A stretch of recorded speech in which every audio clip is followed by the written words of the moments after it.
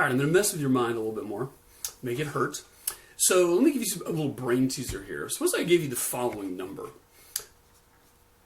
4933261177456. All right, we're going to say this is a base 10 number, so we're nice and familiar here, just the stuff we grew up with. Nothing weird like binary or hexadecimal or base 10. And I want to ask you a series of questions. First question I'm going to ask is this number, and of course that thing I just wrote isn't a number, it's a way of representing a number, right, in base 10. I want to know, is this number even? Yes or no? Take a moment and answer that.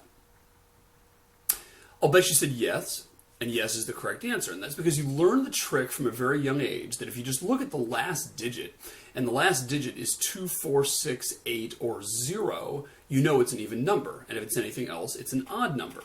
Okay? Next question. Is this number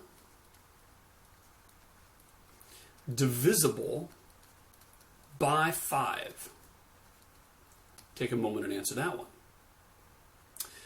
And you're going to get the answer no, and that's because the same sort of trick applies. We can look at the last digit, and if the last digit is 5 or 0, we know the number is divisible by 5, otherwise it's not, right? All right, last one. Is this number divisible by 7? And you will realize, if you think it through, that the answer is no clue. Not no, but no clue, right? And that's because there is no easy trick for figuring out whether a number is divisible by 7 if it's written in base 10, right? So as a kid, you learned that you could figure out if it's even by looking at the last digit, figure out if it's divisible by 5 if you look at the last digit. But divisible by 7 was kind of hard, right? And there's no way to just eyeball the number and figure that out. You'd have to actually go to a calculator and divide and figure out all kinds of stuff. Now, inside your mind, buried deep inside there in some of the lower substrate, is the following pseudo-fact you may have think you learned. And here's the fact, or pseudo-fact, that you might have in your mind. Figuring out whether a number is divisible by 2 is an easy operation. Figuring out whether a number is divisible by 5 is an easy operation. But figuring out whether a number is divisible by 7 is hard. Okay? Lies. It's not true at all. It's only true in your mind because you're thinking of a number as being a base 10 number. Now ask yourself this question. Why is it easy to figure out if a number is divisible by 2 or 5, but not easy to figure out that it's divisible by 7? And the answer is because both 2 and 5 go evenly into 10, right? So if you think about counting here for a second, let's say I go 0, 1, 2, 3, 4, 5. I'm just going to count for a while in decimal. 7, 8, 9, 10, 11, 12, 13, 14, 15, 16, 17, 18, 19, 20. I promise I won't go on forever. 21, 22, 23, 24, 25, 26. Okay, there's enough. Now, if you look at the even numbers, that one starts off even because that doesn't have anything. Remember, that's the number that looks like that. 1 is not even, because that's the number that looks like that, and of course we can't take out pairs of these and end up having nothing left over, because we start out having something left over, right? 2 is even, because I can take pairs out of that and end up with nothing left over. 3 is not, because I can't do that with this. So it just alternates, right? 0, 2, 4, 6, 8, 10, 12, 14, 16, 18, 20, 22, 24, 26, etc., right? Now, what about whether or not it's divisible by 5? Well, 0 is divisible by 5, and we say that because, you don't have anything left over if you take the 5s out of it, right? 1 is not, 2 is not, 3 is not, 4 is not, 5 is. So we skip 6, skip 7, skip 8, 6, 9, 10 is, right? And the reason we have those is because right here, that's 5, and therefore I can take a group of 5 out and have nothing left over.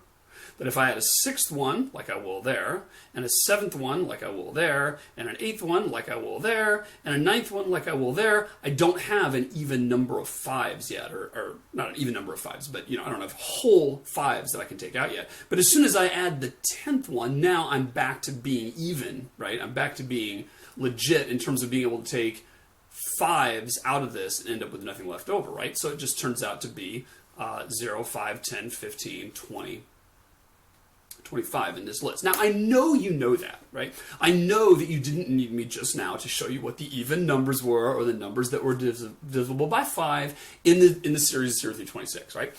The point I want to make is that the way this works out is every time we wrap our odometer, we're right back on an even keel with respect to 2s and 5s, right? Notice that we circled 0, and by the time we got to 1, 0, we circled that.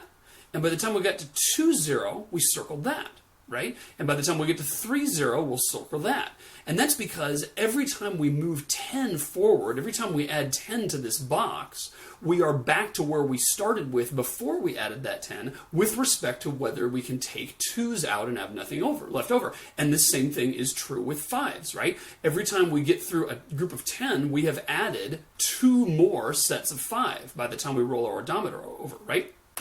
So that is why it is easy to determine at a glance whether a number expressed in decimal form is divisible by 2 or divisible by 5. It has nothing to do with the fact that 2 and 5 are nice numbers. They're not actually particularly nice numbers. They're no nicer than any other numbers, right? But since they both go into 10 evenly, that's why we can do it, right? And you can see what happens if we try to do the same thing with 7.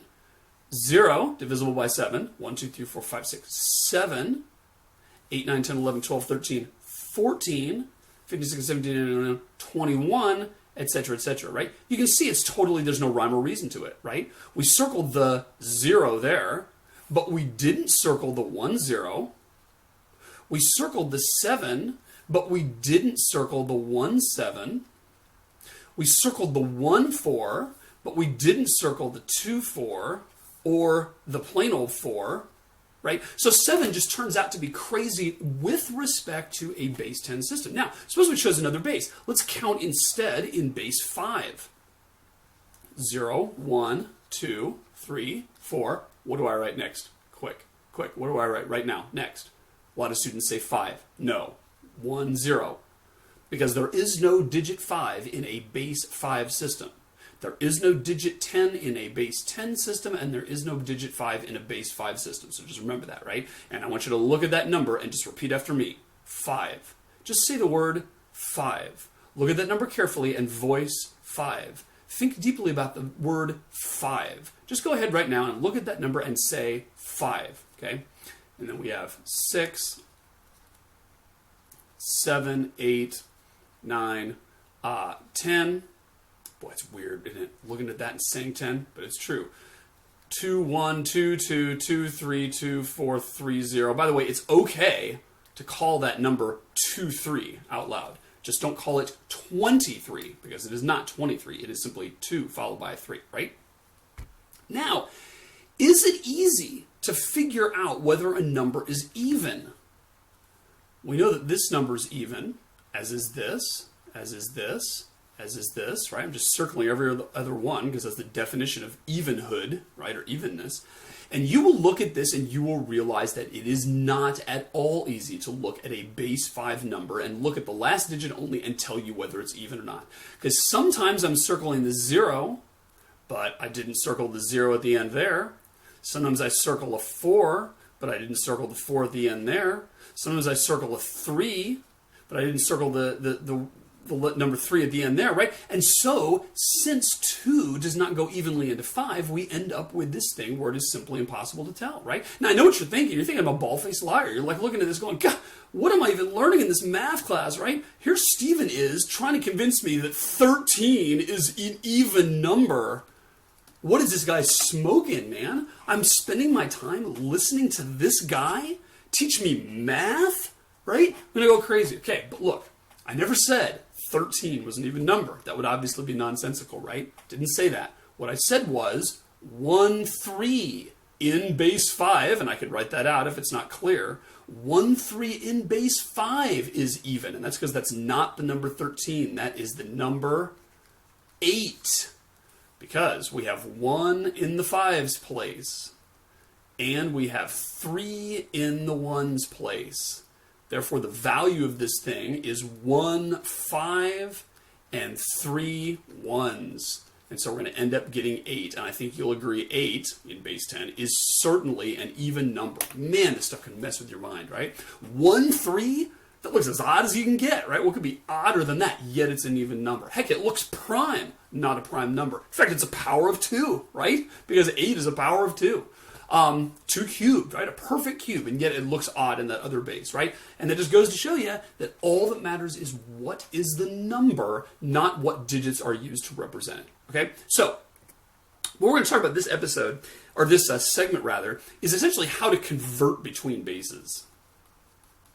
Because this is something you have to do a lot, and it turns out to be tedious, but, you know, it's kind of fun. But you'll, oftentimes, when working with low-level hardware and designing circuits and such, you'll need to figure out what something in base 10 is in base 2 and so forth, right? So first, let me just define a couple things. We're going to talk about 2 operations here. Well, actually, let me do the easy one first. So first, let's talk about converting from another base to base 10, okay? That turns out to be the easier one. And the reason we say base 10 is because as soon as you perform all these calculations, you're going to do the calculations in base 10. And so you're going to come up with an answer in base 10. But again, there's nothing special about base 10 other than the fact that we're used to dealing with it, right? So let's talk about going from binary to base 10, right? So 1, 1, 0, 0, 1, 0, 1, 1. There's a binary number if you don't believe me, okay? What I'm going to say is that we just use our rules for place value, right? So that right there is the 1's place, and we have a 1 in it. That right there is the 2's place. That right there is the 4's place. That is the 8's, not 6, but 8. Remember, it doubles each time. That's the only way this would really make any sense. And that's 32, and that's 64. So the answer to this thing is 64 plus 32 plus 8 plus 2 plus 1. How did I get that? Because we have 1 in the 64th place. Therefore, I am indeed, yea, verily, going to add a 64 in my answer. And even more so, we have a 1 in the 32's place. Therefore, we are, yea, verily, going to add 32 in there. But we don't have a... see, I didn't count all my arrows, did I? Sorry about that. This is the 1's, 2's, 4's. That's the 8's. That's the 16th. That's the 32nd. Sorry about that. Right there is the 64th. And then that's the 128th place. Sorry about that. So this isn't the answer. My bad. The real answer is 128 plus 64 plus 8 plus 2 plus 1. Okay, sorry about that. And the reason is I have a 1 in the 128th place, therefore 128, yea, verily, is going to be a part of my answer. And I have a 1 in the 64th place, therefore 64 is going to be part of my answer. However, I have a 0 in the 32's and 16's place, so therefore I'm not going to add those. Now, if I really wanted to do this kind of explicitly, I could say we have 128 times 1 plus 64 times 1 plus 32 times 0 plus 16 times 0 plus 8 times 1, plus 4 times 0, plus 2 times 1, plus 1 times 1, right? That's writing out longhand. And of course, all I'm doing in this representation here is just omitting the ones that I have to multiply by 0, and just putting the ones where I add by 5, or by 1 rather, right? So that's converting to base 10. All you do is say, hey, here's a number in some base, and all I have to do is say, multiply each position by its place value, and you end up, bada boom, getting the right answer, right? Let's do one in hexadecimal here. Let's say I have 7AC3 in base 16, and I want to go to base 10. How do I do that? All I got to do is remember that right there is the zeros, or sorry, the ones place. That right there is the 16's place. That right there is the 16 squareds place, and that right there is the 16 cubes place. Again, this is not the 16 times 2 place. This is the 16 to the 2's place. And same thing here, 16 to the 3, right? So just remember that. It gets big fast. It's exponential growth as you go that way. That's why place value is so great, because you can represent very, very large numbers with a small number of digits, because the more digits you add, the more accommodating they become in terms of representing things, right? And by the way, speaking of digits, I'll use these terms a lot. That thing right there we're going to call, no kidding, the LSD, okay? That stands for the least significant digit. And then here is the MSD, the most significant digit. And the reason it's called that is because that digit has less significance than any of the others. It only counts as a 1 instead of counting as a 16 or something like that, right? So like think about it, what if someone says, hey, I'm going to give you a choice. You can either have $163 or you can have $361. Your choice. Think hard, right? Obviously, you're going to want that one. Now, why is it that you want that one? I mean, it's the same numbers in each one, same digits, right? 1, 6, and 3, 1, 6, and 3. Well, obviously, because that digit place is more significant than that one. Everything in this bottom place here on the right is just worth $1, whereas every digit in there counts for $100. So obviously, you want the higher number there. And of course, the best thing to have would be 631, but we weren't given that option, so too bad for us. Anyways, that's how you do it, right? You just add it up. So the answer to this is going to be 3 times 1. So I'll kind of go in the other order here, right? So 3 in the ones place. Plus, now what do we do with this? This is where it's easy to get messed up, right? And all you got to do is remember, what is C? C is 12. How do I know that? Because I've memorized it, and you will too. So remember, we have 0, 1, 2, 3, 4, 5, 6, 7, 8, 9, A, B, C, D, E, F. Those are the hexadecimal digits. And yes, I will call them digits, even though there's letters in there, because that's acting as a digit, right? So that guy is 10 in base 10. That guy is 11 in base 10. And that's 12, 13, 14, and 15 in base 10, which passes our sanity check because the last value should be 15 because we're in base 16. And if we were counting, then the next thing we'd have to do is roll over to 2 digits, right? So the answer here is 3 times 1 plus 12 times 16 plus 10 times 16 squared. How to get 10? Because 10 is what A represents, right? And this is in the 16 squared's place, therefore that's going to be 10 times 16 times 16 plus 7 times 16 cubed. If you run that on your calculator, you'll end up figuring what the answer is, right? So going from a base to base 10 is pretty easy. You just interpret each digit according to its proper place value. Now, going the other way turns out to be kind of a pain. It's really not any harder. It's just that it ends up kind of being more hard on the brain and more operations. So I want to talk to you about 2 operations that come up a lot in computer science. And even forgetting about number bases here, it's essential that you know what these 2 things mean. And this is simply the 2 operations of integer division. And you might have learned this in early grade school. If so, it's time to resurrect those neurons and breathe life into them again, okay? Integer division simply means that we are going to divide one quantity by another and treat the remainder separately from the quotient. So div is the thing that gives us the so-called quotient of a division. And this is the thing that gives us the remainder. And all you got to do to think about it is do an example. So let's get a number here. Let's say I've got a number, and I'm going to put some, dots in here to represent the number. La, la, la, la, la.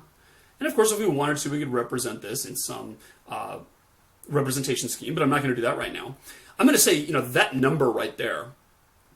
First of all, what is it? 1, 2, 3, 4, 5, 6, 7, 8, 9, 10, 11, 12, 13, 14, 15, 16, 17, 18, 19, 20, 21, 22, 23. 23. So just for us humans, I'll mention the fact that is 23 in base 10, right? Just so we kind of know that. Now, what does it mean if I were to say, let's take that number right there, let's take 23 base 10. And let's say we want to convert that to base 4, okay? Just to pick a random base. It could be anything.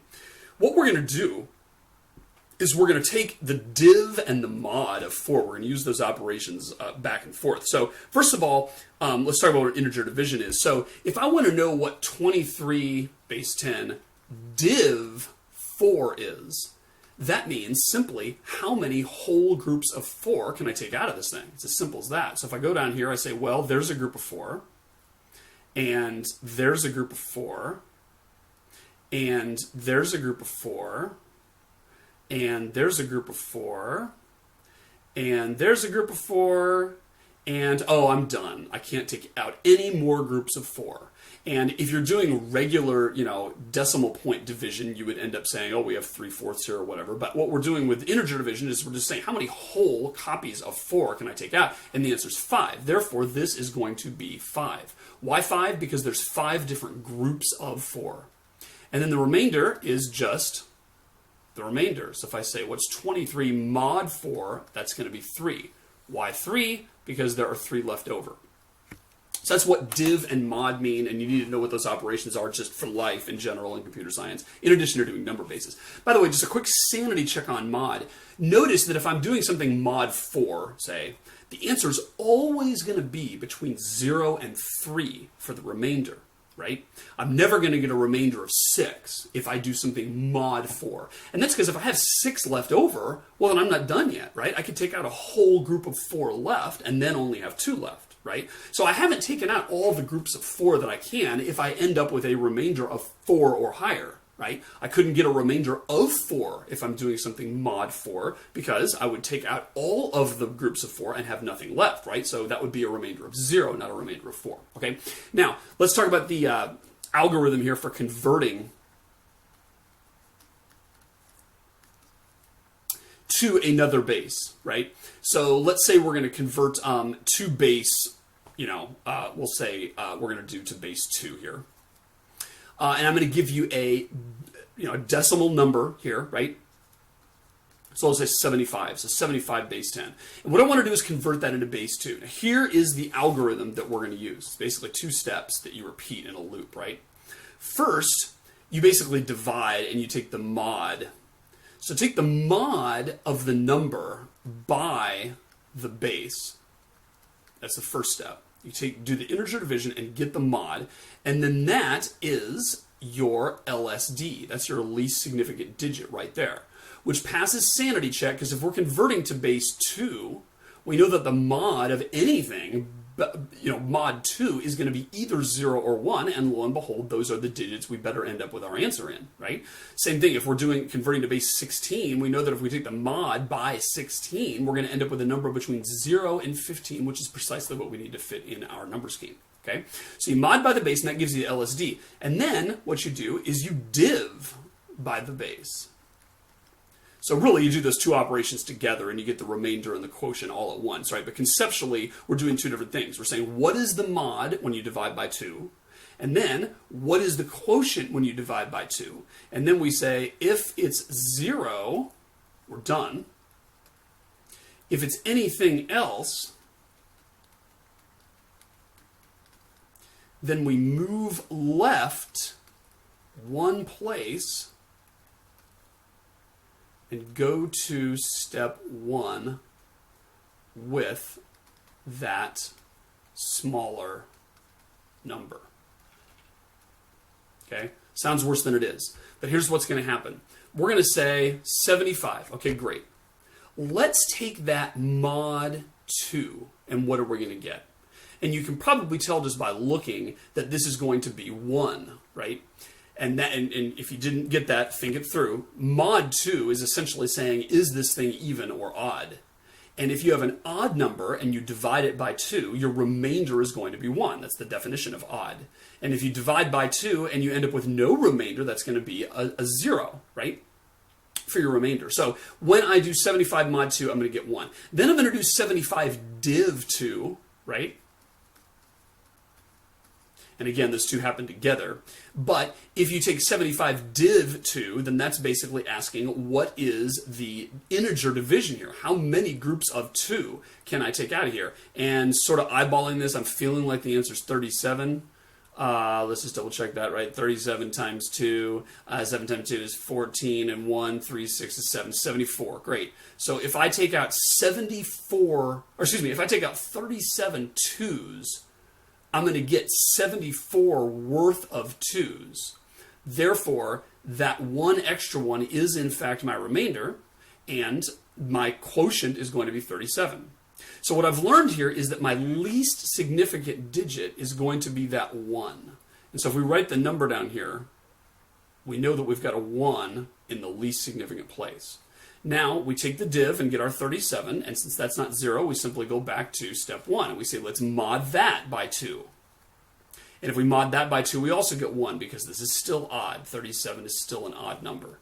So we come down here and we say, great, our next significant digit is also going to be a 1. And now we divide, and I think we're going to get, how about 18 when we do a div 2 So if we take 37 div 2, 37 divided by 2, I think we're going to be 18, right? Because 18 times 2 is 36, which is one short of 37, and this is the one short we had. Okay, so 18 is our new number. Is that 0? Obviously not, so we're going to go back up to the top. We're going to say, let's take 18 div 2. And that's going to give me a 0, because 18 does go evenly into 2, right? So I'm going to get a 0 now. Or I should say 2 goes evenly into 18. And then if I take 18 mod 2, I'm going to get 9. Or I'm sorry, not mod. Sorry. In fact, I messed this up too. I meant to say mod 2 there. And I meant to say div 2 here. So 18 div 2 is going to be 9. Okay, so that's not 0, so we go back up and do it again. 9 mod 2 equals 1. We're back to an odd number again, which means that thing is going to be 1. And then we're going to say, okay, then what's 9 div 2? And that's going to end up being 4. Now what's 4 mod 2? Well, 4 mod 2 is going to be 0. Divide by 2 and we get 2. What's 2 mod 2? That's 0. Now we take 2 divided by 2 is 1. What's 1 mod 0, or 1 mod 2 rather, is 1. And so all we've done is just kind of go through the chain like that, right? Every time we figure out what the mod is, that becomes our next digit.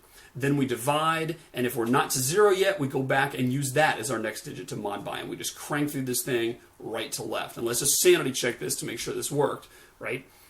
This right here is the 1's place, the 2's place, the 4's place, the 8's place, the 16's place, 32's place, the 64's place. So if we go in the other direction, I'm claiming this is 64 plus 8 plus 2 plus 1, which is going to be 75, which of course is the answer that we got right there.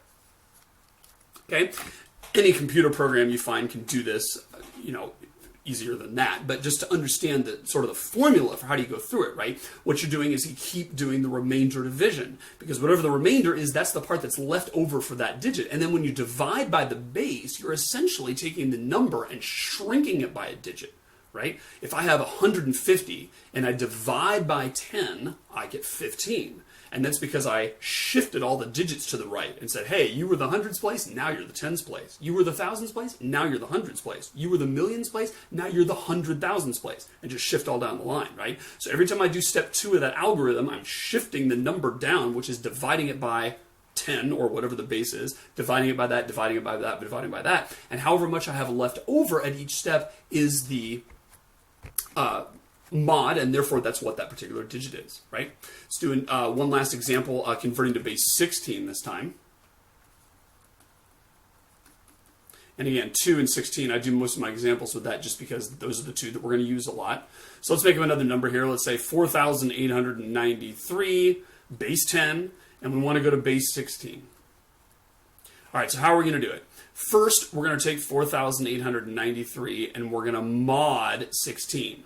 Now, can I do that in my head? No, but luckily we have our trusty calculator here. So let's take 4893, and the way you do this in R, which is my favorite programming language, is you say %%, that's how you do a mod. So if I mod 16, I end up with 13 back, and again, that number's got to be between 0 and 15 or something's broken. It's 13 here. So that's going to be our lowest digit, right? Now I'm glad I picked this example where it worked out this way. The question is, what's the lowest digit? Because that's 2 digits right there. But remember, that's only 2 digits because we're expressing this quantity right here, right now in decimal, right? That's why I'm saying 13 for 1, 3. But we know that if we're going to represent a digit that represents the number 13, that is going to be the hex letter D. Work it out if you don't believe me. A was 10, B was 11, C was 12, D is 13. So we know that the least significant digit in our base 16 answer is going to be a D. Now let's take 4,893 and div 16. And the way we do div is we just do a slash. And that's going to be 305 and change. And of course the 13/16 was the change there, right? But right now we don't care about the change, we just care about the quotient. So that's going to be 305. So now I say, is 305 0? Obviously not. So we're going to take that and we're going to mod 16. And what do we get when we say 305 mod 16? Notice I'm doing 305 here, not 305.8125, because we've already dealt with the remainder on the previous loop here, right? So 305 mod 16 turns out to be 1. So that means if we have 305 things, and we take a group of 16 out and another group of 16 out and another group of 16 out and another group of 16 out, we're going to end up with 1 left over at the end. Therefore, that right there is going to be our next significant digit. That's a 1. Okay, now we're going to take 305 div 16. 305 div 16, that gives us 19. Is that equal to 0? Obviously not, so that means we're going to say, what's mod 19 mod 16? I can do that one in my head. That's going to be 3, and that's because it's 3 greater than 16 is. Okay, and if you don't believe me, you can work it out on the calculator, but that's what that's going to be. And therefore, I'm going to get a 3 in the next place. Then I say, what's 19 div 16? And I can do that in my head. That's 1, because if I have 19 items, I can take 1 group of 16 out, and then I have 3 left over. So that's a 1. Is 1 equal to 0? No, it's not. So therefore, I'm going to put 1 here. 1 mod 16 equals 1. And therefore, we're going to have 1 on our last thing here. So if we did everything correctly, we should discover that 1 times 16 cubed, so I'll do this, I keep switching back and forth to keep you on your toes here. It's not really because I have a confused mind. That right there is the 16 cubed place. That right there is the 16 squared's place. That right there is the 16's place. And that right there is the 1's place, or equivalently, the 16 to the 0's place. Okay? So my number here should be 1 times 16 cubed plus 3 times 16 squared, because that's what I have in this place right here, plus 1 times 16, because that's what I got in the 16's place, plus d, which of course represents the number 13. So if you work all that out, and let's just do it to double check, we have 1 times 16 cubed plus 3 times 16 squared plus 1 times 16 plus 13. And lo and behold, that's 4,893, which is the answer we were looking for. Great. Let's do some quick review. First question, is 10210 a binary number? And the answer, of course, is no, because binary numbers can only have 0s and 1s in them, not 2s. The word binary means 2, but it doesn't have any 2s in it because 2 is higher than, or it's equal to the base, and you never have a digit that is equal to your base in a number. They're all less than your base. All right, what about that? What if we replace the 2 with the 0? Now is it a binary number? Might have caught you on that one. The answer is maybe, right? We don't know what the base is. We weren't told. There is no way to look at that number and know if it's a binary number. If it's got anything but 0s and 1s in it, we know it's not a binary number. But we can't look at it and know that it is a binary number. Maybe that's a decimal number. Maybe it's the number 10,010. Maybe it's a hex number where we have 1 in the 16 to the 4th place, 1 in the 16's place, and 0 everywhere else, right? There's no way to know.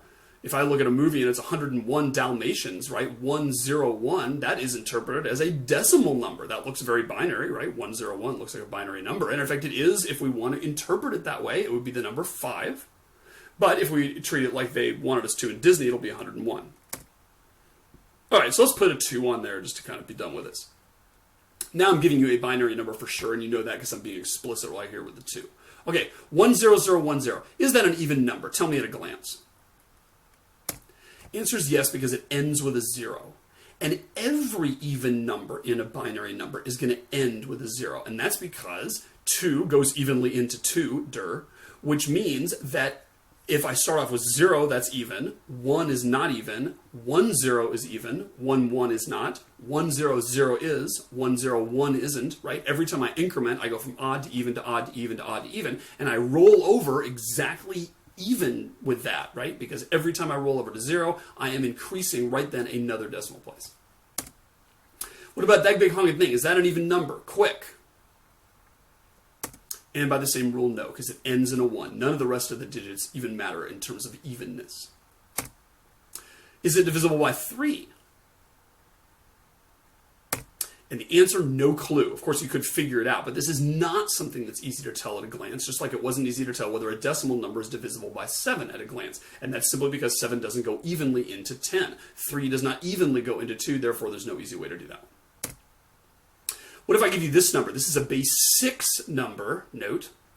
Is this thing divisible by 3? Think it out.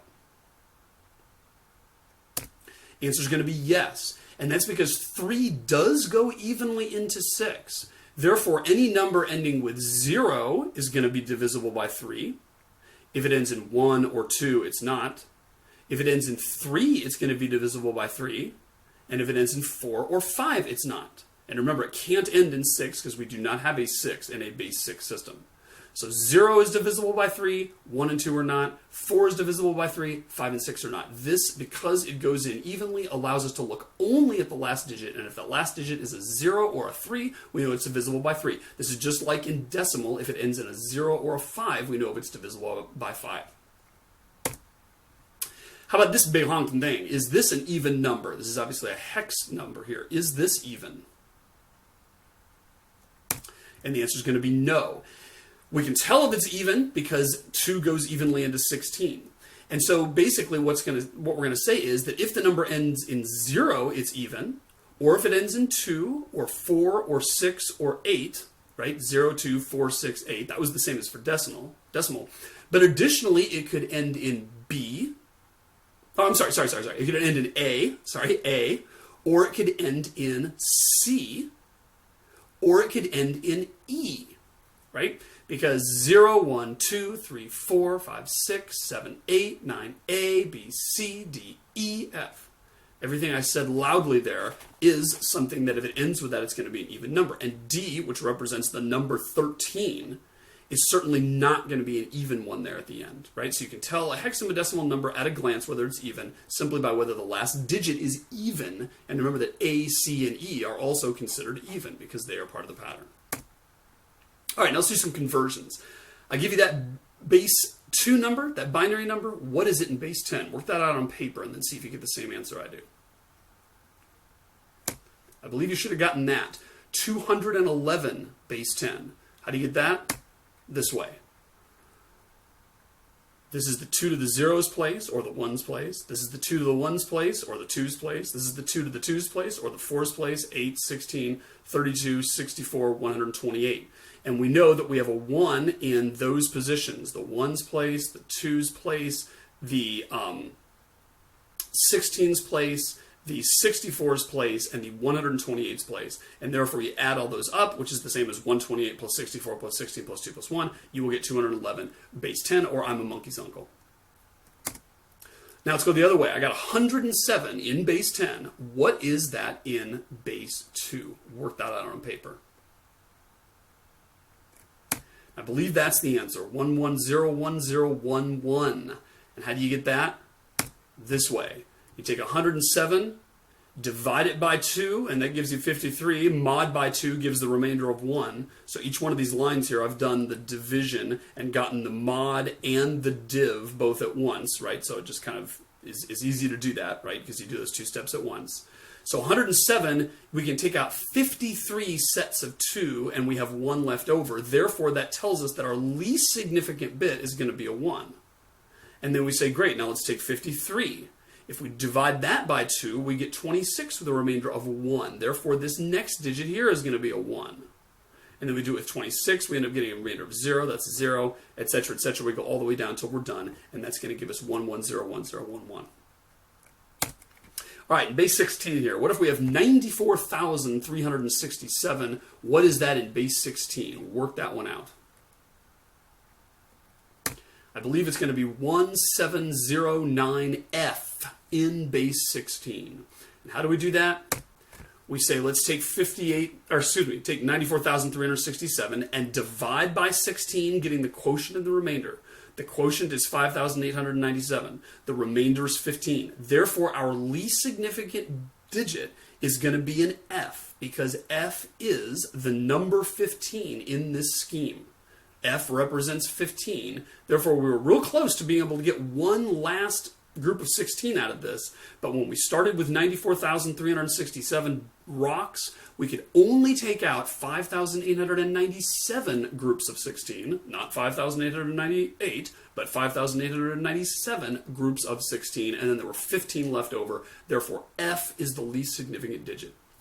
Then we just turn the crank and we end up getting the rest of this stuff here, right? Notice we had a 0 remainder in here. I did that on purpose because that kind of trips students up sometimes. Here we took 368, divided by 16, and it came out even.